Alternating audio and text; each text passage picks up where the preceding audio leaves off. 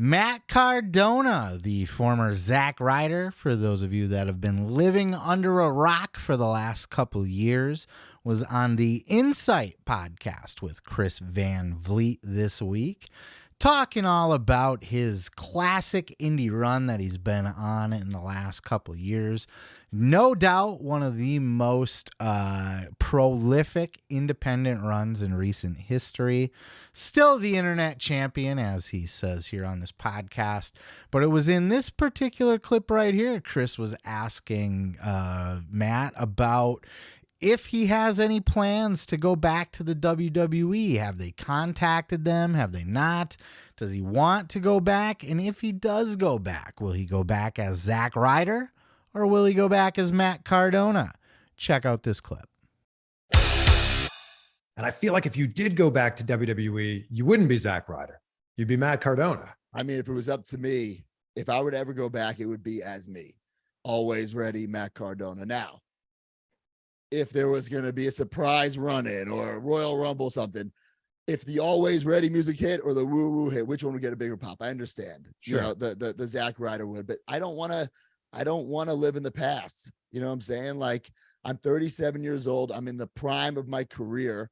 I mean, listen, I just don't want to be tied down anywhere in WWE. Not that I had handcuffs on by any means, but I was there for so long. I got signed when I was 20 years old.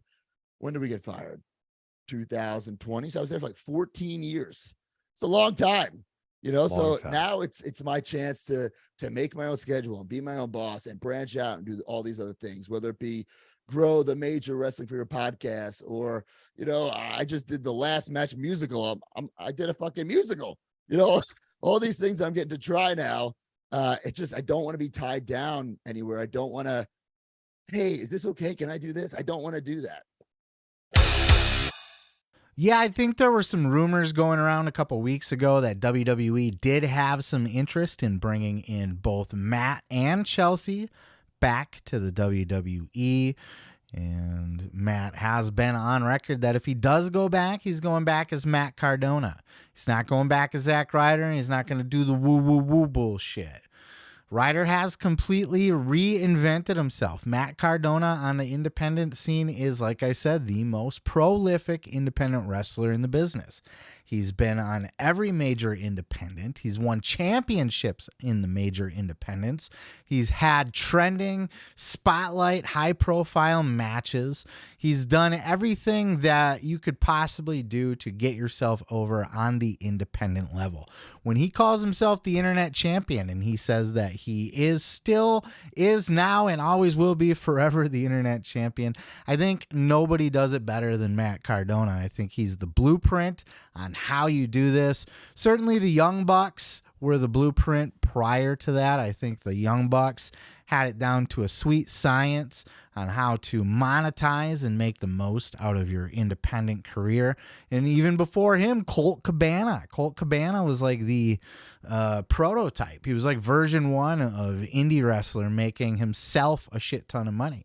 Before Colt Cabana, I mean, he was the first guy doing a podcast. He was the first guy to really bust out merch and just be hustling his merch everywhere and everything else. He was the trendsetter. He was the groundbreaker for that, for the whole independent scene. Before that, you had to have a big machine behind you. You had to have the corporate WWE or the corporate WCW, or you had to have some kind of company behind you, TNA, whoever it was, pushing you as a product and selling your shit for you. That was no longer the case. Colt Cabana laid the blueprint, and he did a fantastic job, made more money on the indies than probably most people, I would imagine, without ever really having any kind of TV exposure. And that's even more impressive. A little bit of Scotty Goldman, but not enough to like, oh, you're a megastar now, you know what I mean? Young Bucks took that model and ran with it. They talked about in their book that they consulted Colt Cabana about how to do it. And they did it to the best of their ability and did it better than probably anyone, even better than Colt. You know, their t-shirt print, they printed their own goddamn money off the merch that they were selling. And, you know, they created a whole entire business for themselves where they were doing great. Go around. They had their own Funko Pops, for Christ's sakes. You know, that is the peak epitome of being a true, independent like legend, having all those bases covered for yourself, the hustle, the grind. And Matt Cardona is continuing that trend. He's so smart about it, from the podcast to the action figures to the, I mean, this dude has his own action figure toy line, dude. Just the amount of independence that he's doing and taking on, the way he promotes himself, the way that he can get eyeballs on him in big high profile matches like the death match that he had, or, competing for the NWA title. Matt Cardona is in a league of his own as far as independent. And right now he is the top guy doing it. He's the fucking master. Now, will we see him back in WWE? Yeah, probably. I expect to. We have heard that Triple H is a little bit down on the guys that he's brought back to the company, so we might see him slowing down on that a little bit.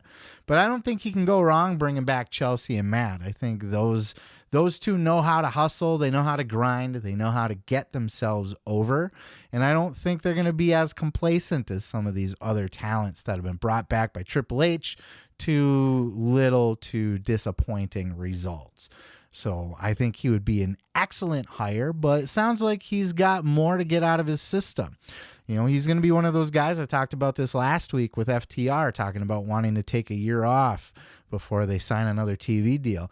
Cardona is going to be one of those guys that won't sign another TV deal probably until either it's going to allow him to do everything he wants to keep doing, or he's ready to just fucking sell his soul to the machine and retire. You know what I mean? He's got to have his retirement run, and then he can sign back up with the machine and kind of ride out the end of his career there, where he doesn't need to worry about all the other side stuff because he's already done it all. But it will remain to be seen, as I was going to say. I expect to see both of them in the WWE, to be honest with you, and probably sooner than later. But, look, they might take another year or two off, but they'll both be there. They will both be in there.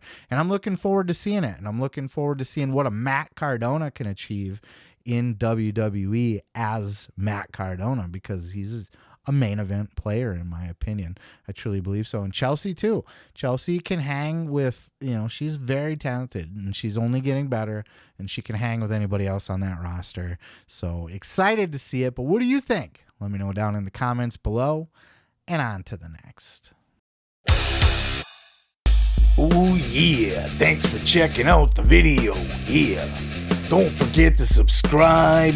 Don't forget to like it if you liked it. Yeah, and you can check out full episodes each and every Sunday right here on the channel.